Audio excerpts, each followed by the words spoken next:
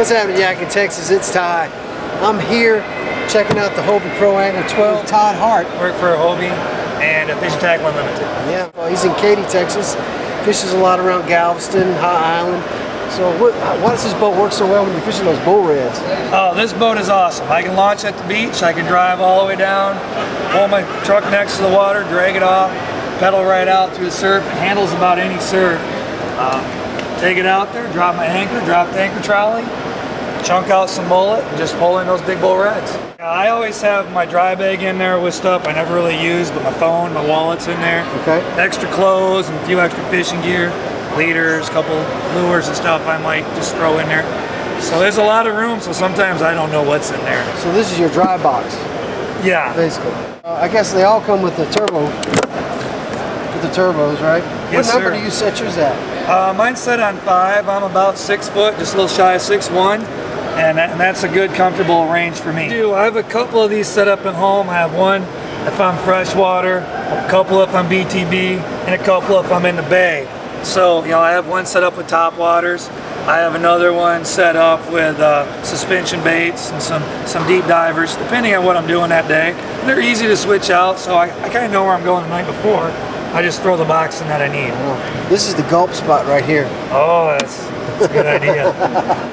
Seat, man, you stay in the high position or the low position? Or? I'm usually in the low position. The boat's pretty stable, but I still feel more stable low. And I kind of like to lounge back, lift this up, and I bring my back up. And it's pretty stable, and I can see pretty well. And if I'm not BTB, I have all this room to stand up if I'm sight casting. So, right on. Yeah. And then moving a little further back, what do you carry in this monster space? I actually throw a cooler right here. Okay. It's perfect. What, is that an igloo or what? I do have an igloo. I have 2 coolers. It just kind of depends on what I'm grabbing that day. But I have an igloo that fits there perfect. I forget the exact size. But in that igloo, I also have a small zip tackle box, 3-ring binder kind of deal that I keep all my salt plastics in and my gulp in it.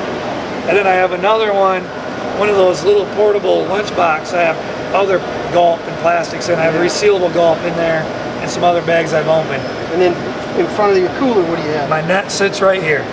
That way I can just reach back and grab my net.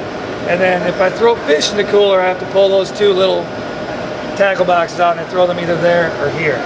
And I also, if I'm BTB, my anchor sits back here.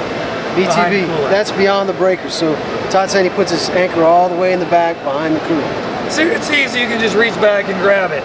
So the boat's so stable, I have no problem turning around and grabbing what I need.